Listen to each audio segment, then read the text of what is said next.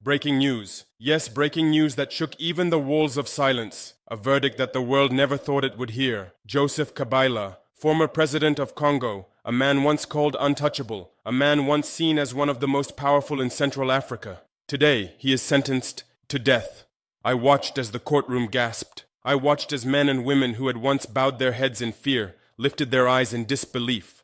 I saw journalists, those same journalists who for years wrote lies to protect him, rush like hungry vultures to spread the story, their voices shaking as they read the sentence aloud. And within hours, this shock traveled, not quietly, not secretly, but openly. Across Africa, across Europe, across the entire globe. But listen to me carefully, my brothers, my sisters. This moment, this verdict, this thunder in Kinshasa, it is not about one man. This is not about Joseph Kabila alone. The world trembles because they know exactly what comes next.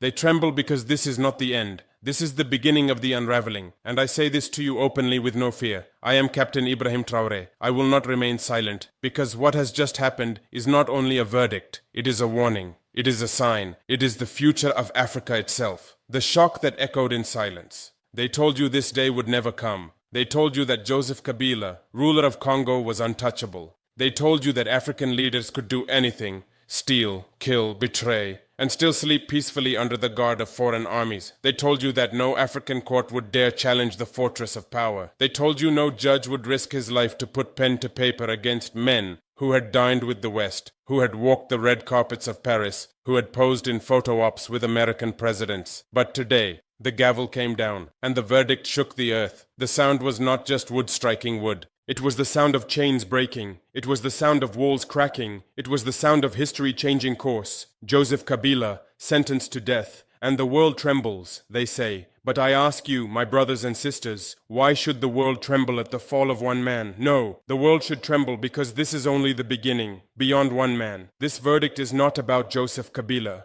Do not let them reduce it to that. This is about a machine. This is about an entire system. A system that created him. A system that taught him that African blood is cheap. A system that told him, take what you want, sell what you wish, and we will protect you, as long as the gold flows to us, as long as the oil flows to us, as long as the diamonds pass through our banks.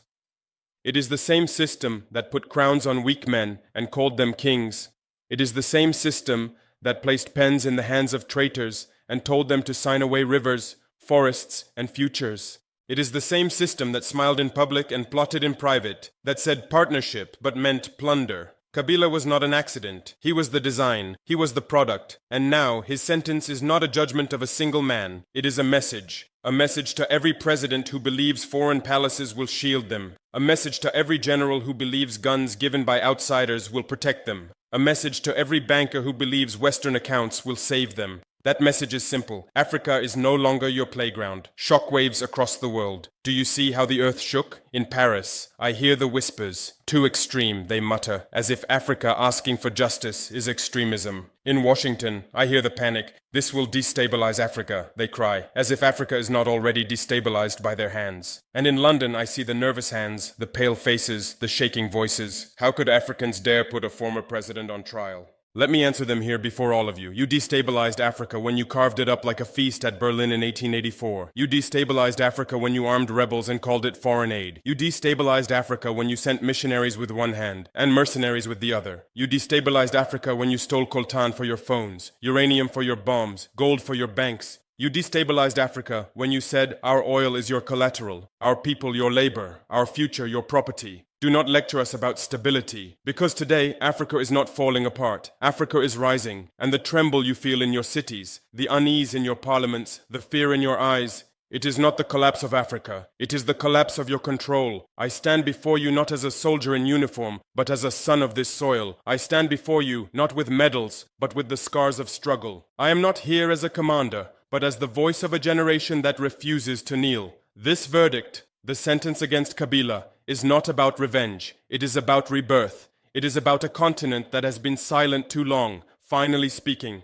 It is about a people who have suffered too long, finally standing. It is about the millions whose names will never be written in history books, but whose tears have filled rivers, whose sweat has watered fields, whose blood has marked battlefields. And hear me, Africa, if justice can be done in Kinshasa, then justice can be done in Dakar. If justice can be done in Kinshasa, it can be done in Lagos, in Nairobi, in Khartoum, in Bamako, in Ouagadougou, in every corner of this great continent. No leader is too sacred, no chair is too permanent, no palace is too strong. Africa's new dawn has no room for betrayal. I say this not just to presidents, not just to generals, not just to ministers. I say this to you, the people. The forgotten, the ignored, the silenced, the farmers in the fields, the mothers in the markets, the students in the classrooms, the workers in the mines. This victory is yours. This verdict is yours. For too long they told you that justice was a myth. For too long they told you that men like Kabila could not fall. For too long they told you that Africa could not rise. But today the impossible has happened. And tomorrow, the unimaginable will follow. Brothers and sisters, let us not deceive ourselves. Joseph Kabila did not rise from the soil of Congo by accident. He was not a storm that came uninvited. He was a product, a design,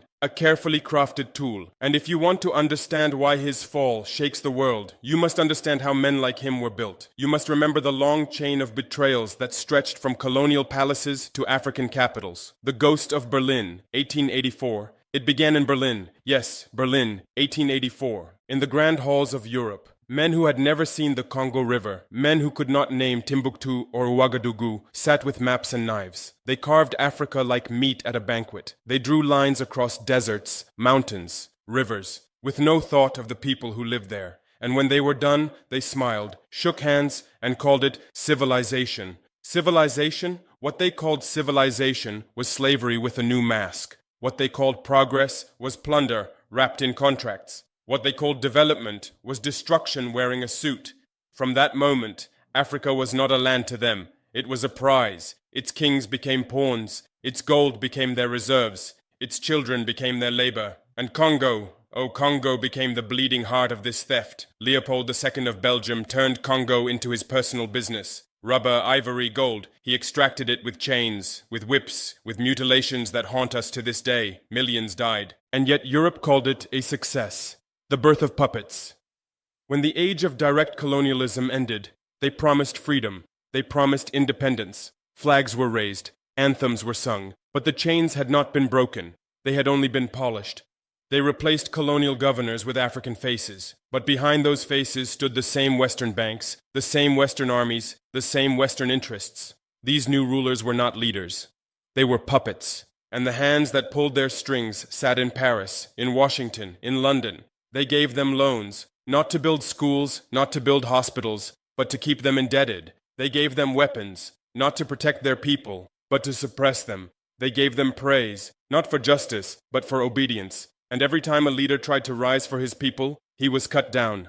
Patrice Lumumba in Congo, Thomas Sankara in Burkina Faso, Kwame Nkrumah in Ghana. They were assassinated, toppled, silenced, not because they failed, but because they dared to succeed without permission. The creation of Kabila. Joseph Kabila was born from this poisoned soil. He was not raised to serve his people. He was trained to serve the system. He was taught that leadership is not sacrifice, but privilege. That power is not responsibility, but wealth. That politics is not about protecting the people, but about protecting contracts signed in foreign languages, sealed in foreign capitals. He became what they wanted him to be, a man who would smile in public while his people wept in private, a man who would stand at international conferences talking about growth while children starved outside the very halls of those conferences. A man who would fly in private jets while hospitals lacked electricity. A man who believed that as long as the West was pleased, the suffering of his own people did not matter. This is why his trial is bigger than him. Because when Kabila stands condemned, it is not just one man in the dock. It is the system that produced him, the poison of betrayal. Do you know what betrayal looks like? It looks like villages without water, while gold is shipped abroad. It looks like soldiers unpaid, while presidents collect millions in development aid. It looks like mothers giving birth on dirt floors, while leaders sign oil contracts in five-star hotels. Betrayal is not just corruption. It is an entire architecture of deception. It is leaders pretending to serve while actually selling. It is parliaments passing laws written by foreigners. It is schools teaching children to admire the very nations that enslaved their ancestors. This betrayal has lasted generations, and each generation of traitors was rewarded. They were given Swiss accounts, French villas, American bodyguards, and their people were given hunger, war, and graves. And yet, despite all of this, the African people endure. Despite the chains, we walk.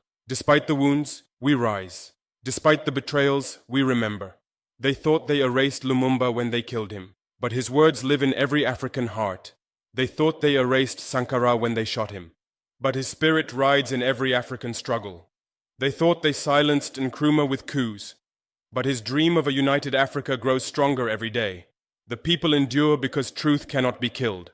The people endure because justice may be delayed, but it cannot be denied forever. The people endure because history has a memory, and it is long. And now, that memory has awakened. It awakened in Kinshasa. It awakened in the verdict against Kabila. And it will not sleep again, so let the world tremble. Not because Joseph Kabila has fallen, but because the system that made him is collapsing. Let the banks tremble, for the accounts they kept secret are now under the eyes of the people. Let the corporations tremble, for the contracts signed in shadows are now dragged into the light. Let the presidents tremble, for the palaces they built on betrayal now shake beneath their feet. This is the warning. The age of puppets is ending. The age of lions is beginning, and Africa will no longer kneel. I hear the whispers in Paris. Too extreme, they say, as if justice for the African people is extremism. I hear the panic in Washington. This will destabilize Africa, they cry, as if Africa has not already been destabilized by their own hands for more than a century. And in London, I see the pale faces, the trembling lips, the unease in their parliaments. How could Africans dare put a former president on trial? Let me answer you now, before all of Africa and before the world. You destabilized Africa when you carved it up like meat at Berlin in 1884. You destabilized Africa when you drew lines through kingdoms, families, and tribes, and then called it order. You destabilized Africa when you stole millions of hands and shipped them across the ocean as slaves, then pretended to abolish slavery while replacing it with colonialism. You destabilized Africa when you armed rebels, funded coups, and called it policy. You destabilized Africa when you sent missionaries with one hand and mercenaries with the other. You destabilized Africa when you stole coltan for your phones, uranium for your bombs, diamonds for your rings, cocoa for your chocolate, and left nothing but poverty behind. You destabilized Africa when you said, "Your oil is our collateral. Your gold is our bank reserve. Your future is our playground." And today you dare to lecture us about stability? No, gentlemen, no, ladies. It is not Africa that is destabilized today. It is you. It is your grip. It is your illusion of control. It is your empire of theft that trembles. For centuries, your power rested not only on your weapons, not only on your banks, but on our fear. You told our leaders, "Do not resist. Do not question. Do not dream. If you obey, you will live in comfort. If you resist, you will die." And too many obeyed. Too many knelt. Too many sold their souls for crumbs from your tables. But today, in Kinshasa, that fear collapsed. When Joseph Kabila heard his sentence, the silence that followed was not weakness. It was freedom. The courtroom gasped, not because they feared, but because they were free from fear at last. And I tell you this, when one people lose fear, others will follow. Today, Kinshasa. Tomorrow, Ouagadougou. Next week, Bamako. Next month, Dakar. Next year, all of Africa. The fear you depended on is gone. And when fear dies, empires collapse. To the Western corporations and to the corporations who hide behind governments, who think their hands are clean because they wear suits instead of uniforms, I see you. Your oil companies that drill into our land while poisoning our rivers. Your mining giants that strip our soil for gold, for cobalt, for coltan, while our children breathe dust and die of hunger. Your banks that hide the stolen billions of corrupt presidents and then lecture Africa about corruption. I tell you, your time is ending. The contracts signed in darkness will be torn in daylight. The wealth you extracted will no longer flow freely. The people you treated as disposable labor are awake, and they will no longer serve you. You tremble not because of Kabila's death sentence. You tremble because you know that the age of plunder is over. To the African elites, and now I turn to you, yes you, the African elites who sit in palaces built with foreign loans. You, the ministers who sign deals you do not understand in languages you cannot read. You, the generals who train in Western academies only to return and suppress your own people. You, the presidents who beg for aid while your citizens beg for food. Listen to me well. Do not sleep comfortably tonight. Do not imagine that your foreign bodyguards will protect you when your own people rise. Do not imagine that your Swiss accounts will save you when your nations crumble. Do not imagine that your photo ops with foreign presidents will shield you when justice comes knocking. Because the tide has turned, the people have awakened, and the verdict against Joseph Kabila is only the first wave. Those who betrayed Africa for oil contracts, your names are known. Those who sold uranium for crumbs, your names are known. Those who allowed their people to die so they could dine with IMF chiefs, your names are known. Those who let their people starve while they posed with smiles at UN banquets, your names are known. those who opened their borders to foreign soldiers while closing their ears to their own people's cries, your names are known. And justice is coming, not the justice of foreign courts, not the justice of Western lawyers, but the justice of your own people, the justice of the continent, the justice of history itself. And to the people of Africa I say, do not wait. Do not wait for permission to demand justice. Do not wait for foreign observers to certify your courage. Do not wait for elites to grow a conscience. They will not. Stand tall. Rise together. Remember, justice is possible. Today you saw it in Kinshasa. Tomorrow you will see it in Ouagadougou, in Bamako, in Accra, in Addis Ababa. They told you for too long that you are weak, that you cannot stand against power, that you must forgive and forget, even as your children starved. But no more. No more. Today is not the end. Today is the beginning. And from this beginning, a new Africa will rise. So I stand before you tonight, not as one man, but as the echo of millions. I stand here not to mourn the fall of Joseph Kabila, but to declare the fall of fear, the fall of betrayal, the fall of the system that birthed him. This is not the end of a story. It is the beginning of one. A story where no leader is above justice. A story where no palace is too strong, no throne too permanent, no betrayal too hidden. A story where Africa does not whisper its pain anymore. Africa roars its truth. Let the world tremble today because one man has fallen. But tomorrow they will tremble because an entire continent has risen. From Ouagadougou to Kinshasa, from Bamako to Addis Ababa, from Dakar to Johannesburg. Africa is rising, and I say this to you clearly, so no one can ever twist my words. We are no longer colonies. We are no longer puppets. We are no longer slaves to debt, to corruption, to fear. We are the sons and daughters of warriors. We are the heirs of kingdoms that Europe tried to erase. We are the voice of the future that no empire can silence. And we are ready. So let the banks hear me. Let the corporations hear me. Let the governments of the West hear me. Let every trader hiding in palaces hear me. Let every young African standing in the streets hear me. This is Africa's hour. This is Africa's dawn. This is Africa's revolution. The verdict in Kinshasa is not just a gavel falling. It is the sound of chains breaking. It is the sound of empires collapsing. It is the sound of a continent awakening. And no matter how much they tremble, no matter how much they resist, they cannot stop what has already begun.